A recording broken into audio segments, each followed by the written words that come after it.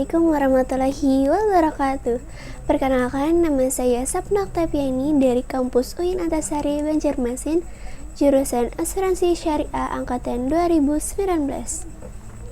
Pada kesempatan kali ini, saya ingin menyampaikan materi yang berjudul perencanaan bisnis, yang mana di dalamnya menjelaskan bagaimana sih alur proses penulisan pesan bisnis, bagaimana proses perencanaan pesan bisnis, lalu bagaimana sih menentukan tujuan, menganalisis audiens, menentukan ide pokok, dan yang terakhir bagaimana menyeleksi saluran dan media yang akan digunakan. Tanpa berlama-lama lagi, langsung saja yuk kita masuk ke materi yang pertama. Proses penulisan bisnis. Pesan-pesan bisnis bisa ditujukan untuk pelanggan, pemasok, kantor pajak, kantor akuntan, dan pihak lainnya yang langsung maupun tidak langsung berhubungan dengan organisasi kita. Pesan bisnis yang efektif membutuhkan 3 langkah dalam proses menulis, yaitu yang pertama, merencanakan pesan bisnis, yang kedua, menulis pesan bisnis, yang ketiga, menyelesaikan pesan. Nah, ketiga langkah tersebut diaplikasikan pada berbagai macam pesan. Materi kedua, proses perencanaan pesan bisnis. Perencanaan pesan bisnis adalah proses penetapan berbagai kegiatan yang akan dilakukan sebelum pesan bisnis tersebut diluncurkan.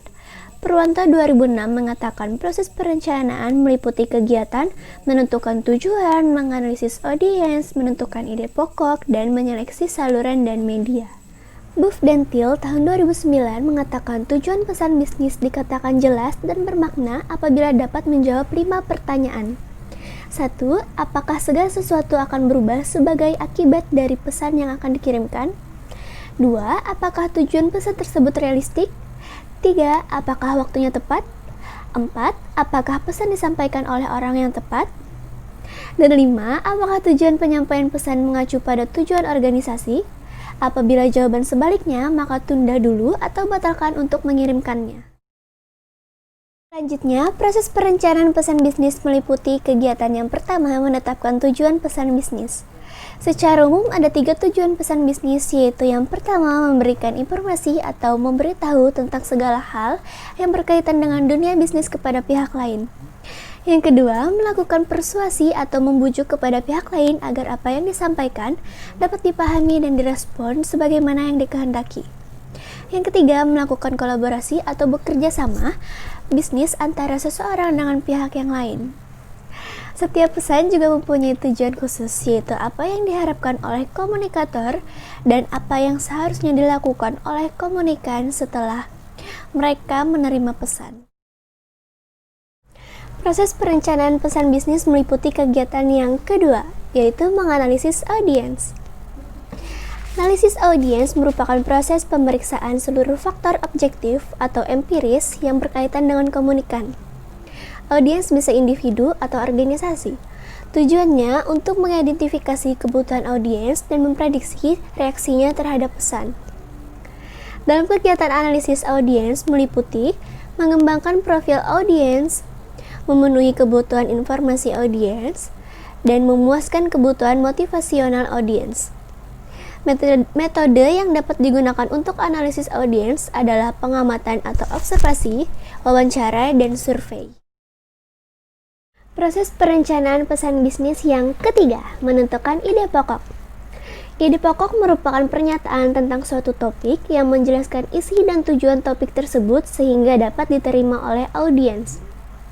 Syarat ide pokok yang dibuat untuk perencanaan komunikasi harus ringkas, langsung pada pokok persoalan, dan memperlihatkan hasil yang akan diperoleh bila kegiatan dilakukan. Penentuan ide pokok dapat dilakukan melalui menggali ilham atau brainstorming, petunjuk atasan, dan kebiasaan.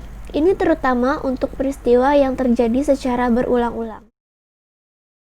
Proses perencanaan pesan bisnis yang keempat, yaitu yang terakhir, menyeleksi ide pokok. Ide-ide dapat disampaikan lewat 2 saluran, yaitu saluran lisan dan tertulis. Saluran mana yang akan digunakan itu tergantung pada tujuan pesan, waktu, formalitas, dan harapan audiensnya. Masing-masing saluran memiliki beberapa jenis media yang dapat dipilih, seperti surat, surat elektronik, telepon, faksimiles, dan buletin. Saluran komunikasi lisan. Komunikasi lisan dapat digunakan apabila yang pertama diperlukan umpan balik secara langsung dari penerima. Yang kedua, pesan relatif sederhana dan mudah dimengerti. 3. Tidak membutuhkan catatan permanen. Yang keempat, penerima dapat dikumpulkan dengan mudah dan ekonomis. Dan yang kelima, ingin mendorong interaksi untuk pemecahan masalah dan pengambilan keputusan. Saluran komunikasi tertulis.